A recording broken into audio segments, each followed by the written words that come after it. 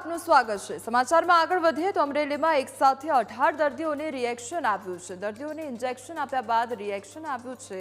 તો અમરેલીનો આ સમગ્ર મામલો સામે આવ્યો છે। તો શાંતાબાદ જનરલ હોસ્પિટલની કામગીરી પર અનેક સવાલ ઉઠી રહ્યા છે। દર્દીઓના પરિવારજનો દ્વારા હોસ્પિટલમાં હોબાળો કરવામાં આવ્યો છે।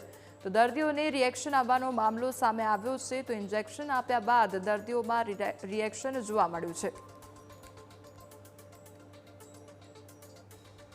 દર્દીઓને ઇન્જેક્શન અને બોટલ ચાલુ કર્યા પછી અડધો કલાક પોણો કલાકમાં એમને ફરિયાદ કરી કે ઠંડી ચડવીને એવું થયું અને 15 દર્દીને જે રિએક્શન આવ્યું પછી આપણે તરત જ બધાને સારવાર અટકાવી અને તરત રિએક્શન માટે જે સારવાર કરવાની હોય એ રિએક્શન માટે સારવાર કરી તેમજ જેમને ઓબ્ઝર્વેશનની જરૂર હતી એમને ઓબ્ઝર્વેશનમાં આપણે શિફ્ટ કર્યા તેમજ અમુક દર્દી કે જેમને જૂની જ મોટી બીમારી હતી જેમ કે કિડની ફેલિયર હાર્ટ ફેલિયર અને બેડસોરવાળા ઓલ્ડ એજવાળા એમને આપણે ઓબ્ઝર્વેશન માટે આઈસીયુમાં લીધા અને થોડોક ટાઈમમાં જ બધા દર્દીને સારવાર આપી ત્યારથી એમને રિએક્શન માટે બી બધાને સારું થઈ ગયું। કઈ દવાથી રિએક્શન આવ્યું સામાન્ય પ્રકારનું રિએક્શન હતું પણ કઈ દવાથી આવ્યું એ પણ ટેસ્ટિંગ આજે આપણે કરાવીએ છીએ ફૂડ એન્ડ ડ્રગમાં અને જે વપરાય એમાં આઈવી સેટ વપરાયા ઇન્જેક્શનની સિરિંજ વપરાય નીડલ વપરાય એનું પણ આપણે ટેસ્ટિંગ કરાવીએ છીએ અને જે રિએક્શન આવ્યું એ સામાન્ય પ્રકારનું હતું।